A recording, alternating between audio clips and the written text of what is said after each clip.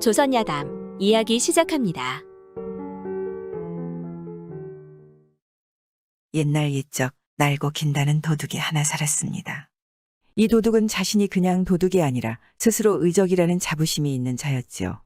어떤 험하고 방비가 잘 된 곳이라 하더라도 누구에게도 들키지 않고 출몰하여 도적질해 온 것으로 어려운 사람을 도와주기도 한다 하여 스스로가 자부하기를 슬기롭고 용맹한 의적이라 칭했습니다. 그러던 어느 날도 밤에 출몰할 곳을 물색하다 어느 벼슬아치 대가에서 큰 잔치가 열린다는 소식을 들었습니다.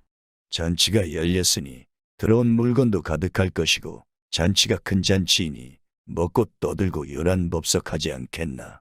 이런 날 이런 곳이 딱이라고 생각했지요. 대같이 파인들도 낮에 얼마나 피곤했겠나. 다들 잠들어 있을 것이다. 사람이 많아도 지키는 자가 있겠는가. 설령 있어도 같은 일꾼으로 할 게 아니겠나. 이런 소란이 더 호재일세. 허허허. 하며 한탕 크게 털어볼 생각에 큰 웃음이 납니다. 과연 그는 그 집에 누구 눈에도 띄지 않게 들어가죠. 안방까지 들어가는데도 어렵지 않게 들어갔습니다. 오랜만에 아주 흡족하게 털 기회였습니다. 그동안 이렇게 큰 잔치가 흔치 않으니 이날이 아니면 또 언제 털어보겠나 싶었죠. 자신은 역시 천하의 도둑임이 틀림없다고 우쭐우쭐합니다. 묵직하구나. 과연 나는 머리가 좋아, 용감해. 아무것도 보이지 않는 어두운 밤인데도 이 도둑의 자만한 표정은 보이는 듯합니다. 꽤 무거운 걸. 한탕 진탕 털어 막 나가려는데 무언가 말할 수 없이 뜨거운 것이 날아와 종아리를 치는 게 아니겠습니까? 가만 보니 그것은 불덩이같이 뜨거운 인두였습니다. 화로에 꽂혀 밤새 달구어진 뜨거운 인두가 도둑의 종아리로 날아와서는 바지 저고리를 뚫어버렸습니다. 말로 하자면 지진 것이냐, 태운 것이냐, 녹인 것이냐. 말이니까 이렇게 길지 그것은 순간에 일어난 일이었습니다. 쥐도 새도 모르게 들어와 누구도 눈치채지 못하게 행동했거늘 이 밤중 누가 잠을 깨서는 어느새 인두를 화로에서 뽑아 그것도 그리 정확하게 종아리 맨살을 겨누어서 던져 살갗을 태우고 뼈를 망가뜨렸단 말입니까. 결국 도둑은 뜨거움과 아픔을 참지 못하고 비명을 지르면서 털어가던 옷이며 폐물을 다 팽개치고 도망을 가버렸습니다. 이런 추태라니 이 얼마나 망신스러운 일입니까. 스스로를 의로운 큰 도적이라 했거늘 얼마나 치욕스러웠는지 도둑은 도망가면서 훗날 이 집구석을 그냥 두지 않겠다고 다짐했습니다. 그 인두를 던져 내 살을 망쳐놓은 놈이든 년이든 결코 그냥 두지 않겠다고 말입니다. 그날 밤만 생각하면 도둑은 이를 부드득 갈았죠. 인두의 지진 상처가 깊어 다리를 절뚝거리게 되었으니 잊을래야 잊혀지지 않는 원수였던 것입니다. 그러면서 그 집 주변을 배회했습니다. 혹시나 내가 도둑을 간밤에 인두로 쫓아냈다고 자랑스러이 떠벌리고 다니는 사람이 있을 것이라 생각했던 것이죠. 그놈의 원수 같은 인간 나타나기만 하면 가만두지 않을 작정이었습니다. 누군지 이 도둑의 원수가 되어버렸습니다. 적반하장도 유분수지.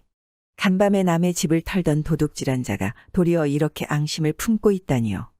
그렇게 자신의 원수는 며칠이 가도 나타나지 않았습니다. 도둑이 들었다는 말도 없고 그런 낌새도 전혀 없다는 분위기였습니다. 실로 이상한 일이긴 했습니다. 간밤에 잔치가 끝난 대가 집에서 도둑을 잡아오라. 잡히기만 하면 가만두지 않겠다. 야단법석은 아니라도 소곤소곤이라도 있을 것인데 평소와 다를 바 없단 말입니다. 많은 사람은 여전히 언제 그랬느냐는 듯이 들락거리고 담소를 하였습니다. 도둑은 궁금해 속이 터졌지요. 도대체 인두를 날린 그 악당이 누구냐 말입니까? 이럴수록 인두에 대인 종아리는 더 아파왔습니다.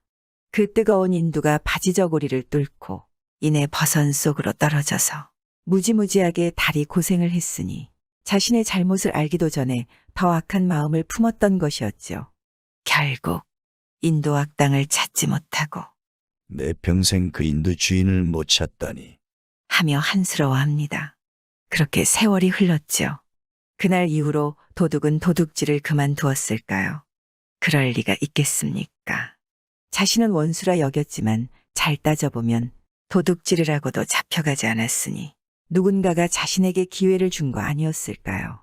지난날 자신의 잘못을 알면 못된 허물을 고쳐 바르게 착하게 사는 것인데 개벌은 남 못 준다고 개과천선은 아무나 하는 게 아닙니다.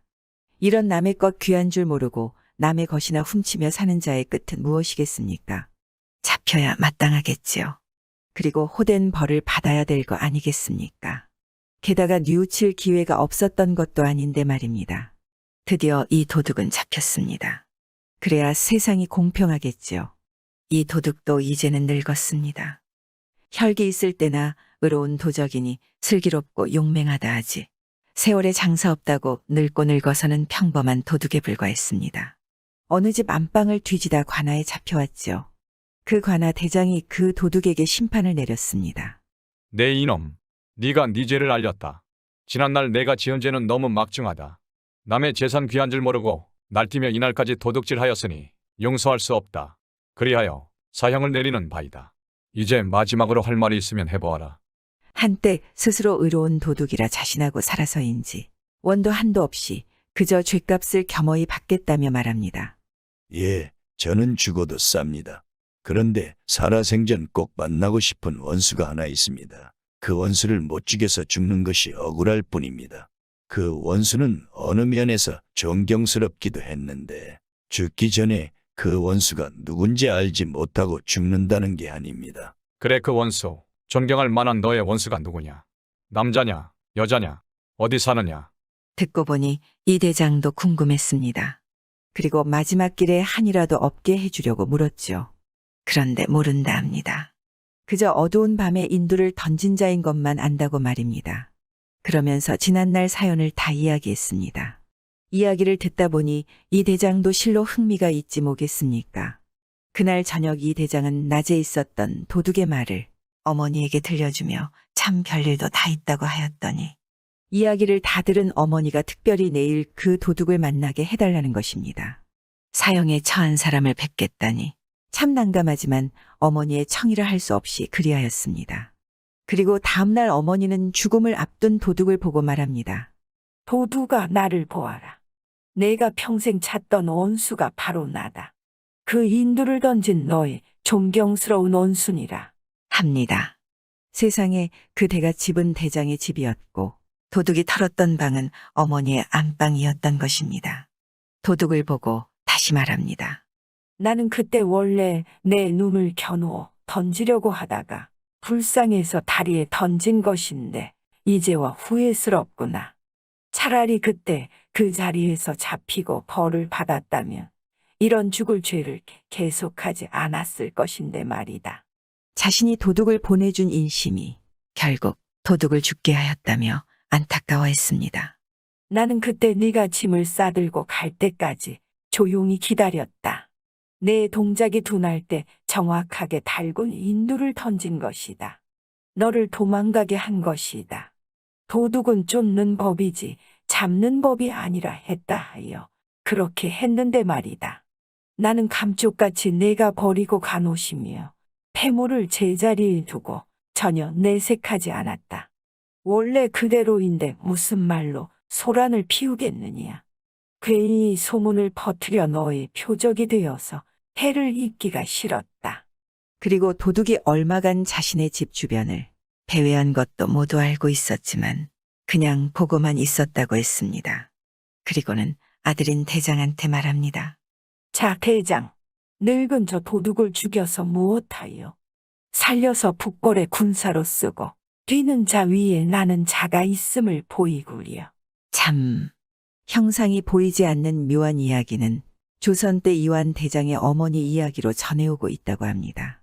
자신의 원수를 존경하는 도둑이나 알면서 눈 감아준 뛰는 자 위에 나는 자 이야기였습니다. 구독과 좋아요와 함께 오늘도 좋은 날 되세요.